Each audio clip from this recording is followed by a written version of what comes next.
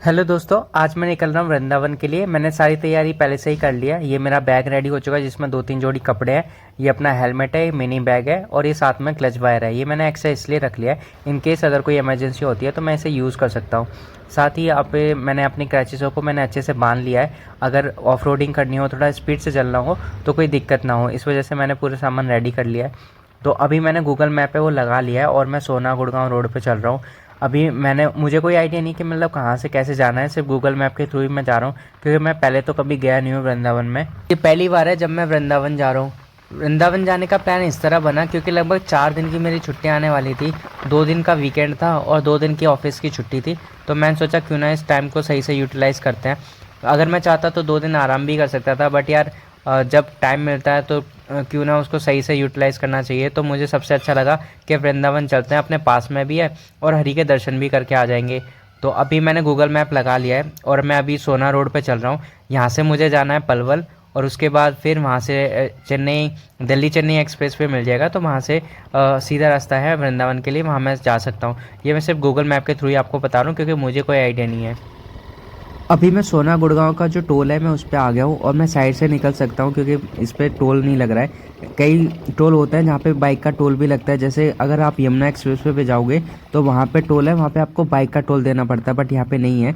और अब मैं लगभग सोना पहुँचने ही वाला हूँ, 8 किलोमीटर दूर रह गया यहाँ से। ये है भाई जाट के ठाट, देखो भाई पीछे लिखवा भी रखा है जाट और मस्त गाने बजा के भाई मॉडिफाइड ट्रैक्टर को बंदा लेके जा रहा है। और भाई आपाती देख के लग रहा है मुझे कि जो सोना गुड़गांव का जो मोड़ है वो आ गया है। अब यहाँ से मुझे लेफ़्ट लेना है और लेफ़्ट लेने के बाद ये पलवल का रोड है, ये लग चुका है।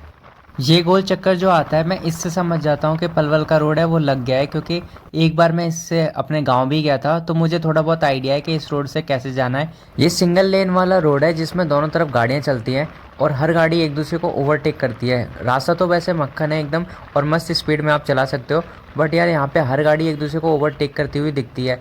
मुझे भी यहाँ पे ओवरटेक करना पड़ेगा क्योंकि आप देख रहे हो भाई स्पेस तो यहाँ पे कहीं मिलता नहीं है, तो ओवरटेक करना ही पड़ता है। अब ये खुद देखो भाई, ट्रक और टेम्पो एक साथ ही दोनों एक लाइन को क्रॉस कर रहे हैं, फिर भी यार बच के तो चलना ही पड़ता है। अभी मुझे काफ़ी टाइम हो गया था जब से मैंने ब्रेक नहीं लिया था, तो मैंने सोचा था एक स्पीड में चलते रहेंगे।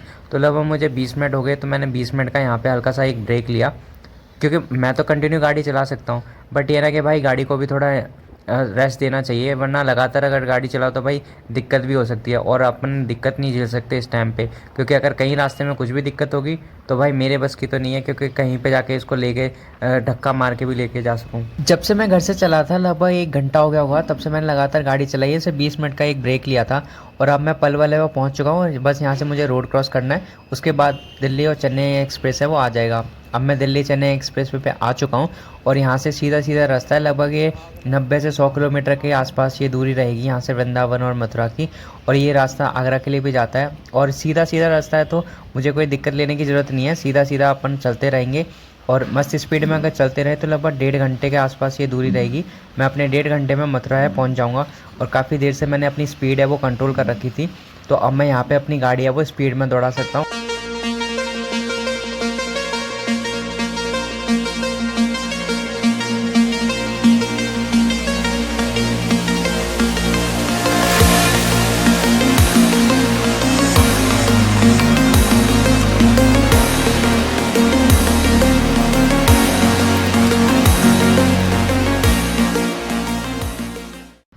सुबह जब मैं अपने घर से चला था तो मैंने कुछ खाया नहीं था, तो अभी मैं पीछे देख रहा हूँ तो एक ढाबा मुझे मिला है, तो मैं जा रहा हूँ उधर ही। अगर कुछ खाने पीने के लिए कुछ जुगाड़ बनता है तो मैं थोड़ा बहुत खा लूँगा। वैसे मैं ज़्यादा खा के भी नहीं चलता हूँ सफ़र में जब होता हूँ, तो अभी देखते हैं जितना भी मिलेगा अपन खा लेंगे। वैसे यहाँ पे कोई दिख तो नहीं रहा है, अगर कोई बाहर निकलता है तो मैं उससे पूछ लूँ अगर कुछ खाने को दिखे तो। ढाबे पे तो यार कुछ मिला नहीं खाने को। एक बंदा बाहर आया, उसने बोला कि अभी भाई जो काम करने वाले हैं खाना बनाने वाले वो अभी आए नहीं है, वो थोड़ा लेट ही आएंगे, तो अभी तो कुछ नहीं है खाने के लिए। तो कोई बात नहीं, हम अगली बार कोई बीच रास्ते में कोई ढाबा वाबा मिलेगा या कुछ मिलेगा तो वहाँ थोड़ा बहुत खा लेंगे। यहाँ पे तो वैसे कुछ नहीं मिला। तो अभी लगभग 60-70 किलोमीटर दूर रह गया मथुरा, उससे 10 किलोमीटर पहले ही पड़ता है वृंदावन। तो वृंदावन अब वैसे ज़्यादा दूर नहीं है, तो हम पहुँच ही जाएंगे थोड़ी देर में। अगर रास्ते में कुछ मिलता है तो वहाँ पर हम खा लेंगे। यार अभी मुझे एक टी स्टॉल दिखा है तो मैं जा रहा हूँ उधर ही। अगर कुछ यहाँ पे थोड़ा बहुत मिल जाए तो यार बात बन जाए, क्योंकि काफ़ी देर हो गई है मुझे बिना कुछ खाए हुए। तो मुझे लग रहा है कि कुछ तो हो जो पेट में थोड़ा बहुत जाए। तो मैं देखता हूँ अगर यहाँ पे कुछ मिल जाए तो। क्या चाय मिल जाएगी क्या? चाय दे दूँ आप?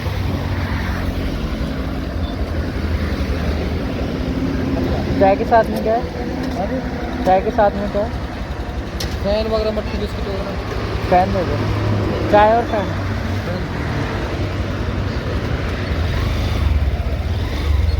भाई ये अच्छी बात है कि मुझे यहाँ पे चाय वो मिल गई है, क्योंकि थोड़ी देर लेट और मैं हो जाता तो यहाँ पे चाय भी नहीं मिलती, क्योंकि भैया है वो दुकान बंद करके जा ही रहे थे। तो अब मैंने चाय पी लिया, अब मैं अपना सफ़र है वो जारी रखता हूँ। वैसे ज़्यादा दूर नहीं रह गया वृंदावन। अगर मैं रास्ते के बारे में कहूँ तो भाई रास्ता ये दिल्ली चेन्नई एक्सप्रेसवे है, ये बहुत मस्त है। यहाँ पे ट्रैफिक भी मुझे ज़्यादा दिखा नहीं कहीं पे भी। बस आपके ऊपर है आप कितनी स्पीड में आप चला सकते हो। मैंने अपनी जो स्पीड है वो 90 80 70 के बीच में ही रखी है। तो इसी स्पीड में जाके भी आप गाड़ी आराम से चला सकते हो और कोई दिक्कत की बात नहीं है, क्योंकि ट्रैफिक यहाँ पे बिल्कुल भी नहीं है। तो लगभग मैं वृंदावन में पहुँच चुका हूँ। आने से पहले मैंने ये नहीं देखा था कि मुझे कहाँ ठहरना है और मुझे कहाँ घूमना है, बस ये था कि वृंदावन जाना है मुझे। तो अब मैं वृंदावन में पहुँच चुका हूँ। जय श्री हरि दोस्तों, ये लिखा भी हुआ है मेरा वृंदावन। तो अब मैं आ ही चुका हूँ। और आने से पहले बस मैंने इतना पता करा था कि ठहरने के लिए एक दो आश्रम है जहाँ पे ठहरा जा सकता है, जिसमें से भारत सदन आश्रम एक है आश्रम, जहाँ पे कोई रूम मिल जाए तो मेरे ठहरने का इंतज़ाम हो जाएगा। तो अब मैं वहीं जा रहा हूँ और लोकेशन भी मैंने वहीं की लगाई है। वैसे आप सबसे पहले वृंदावन में एंट्री करोगे तो आपको माता वैष्णो जी का बहुत बड़ा मंदिर है वहाँ आपको मिलेगा। उसके बाद फिर एक कमल मंदिर है, तो वहाँ पे भी आप जा सकते हैं।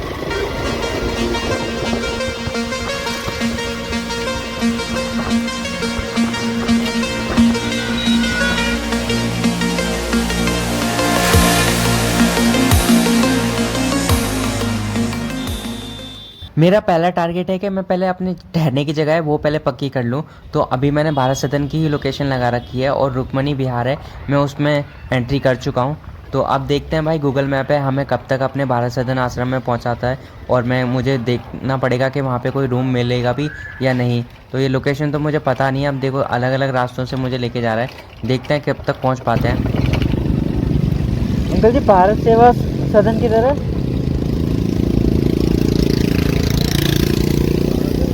हाँ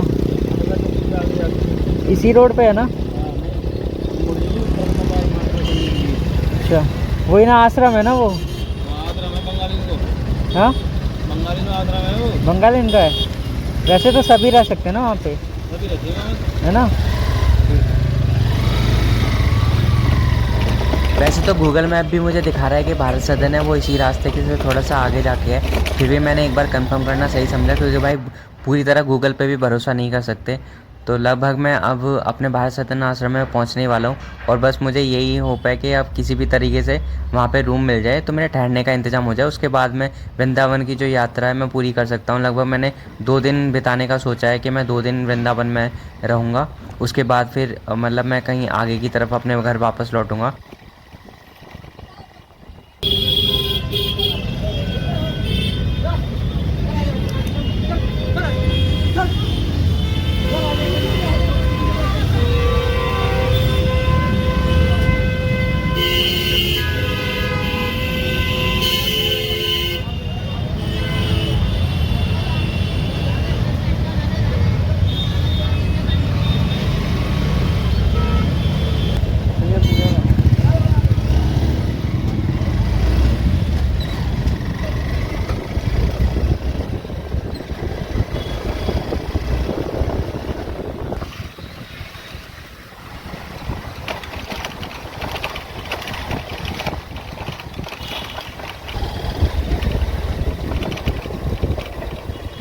भारत सेवा सदन की तरह है। भारत सेवा सदन भारत सेवा आश्रम यही है। ये वाला एंट्री कहाँ है इसके आगे की तरफ? आगे।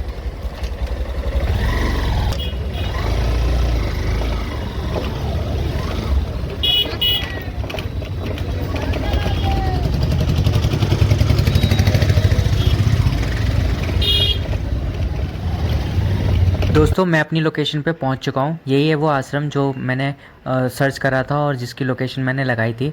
अब मैं अंदर जाऊंगा और देखूंगा अगर कोई रूम अवेलेबल होता है तो। बट यार जब मैं अंदर गया तो उन्होंने बताया कि ऑलरेडी जो आश्रम है वो फुल हो चुका है और पब्लिक है ऑलरेडी वेट कर रही है, तो आपको रूम नहीं मिल पाएगा। तो भी मेरी बाहर है एक एजेंट से बात हुई तो उन्होंने बोला हमारे पास एक रूम है, आप चाहे तो वहाँ ले सकते हैं। तो अभी मैं यहाँ पे आया हूँ, तो बट यार रूम है वो सेकंड फ्लोर पे है, तो सीढ़ियाँ चढ़ के मुझे जाना पड़ेगा, जो कि मेरे लिए बहुत मुश्किल है। तो उन्होंने मुझे ये रात के लिए एक हॉल दे दिया है कि आप इसमें रात को जा सकते हैं, बट सुबह आपको खाली करना पड़ेगा क्योंकि ये ऑलरेडी बुकड है। तो रात की बात है, तो भाई अभी तो रूम मुश्किल होगा ढूंढना कहीं और, तो अभी मुझे मिल गया, तो मैं यहाँ पे रात बिता लूँगा और अपनी वृंदावन की यात्रा है वो शुरू कर दूँगा कल से। और कहीं रूम मिला अच्छा सा तो मैं रूम भी ले लूँगा। जय श्री कृष्ण, मिलते हैं नेक्स्ट ब्लॉग में।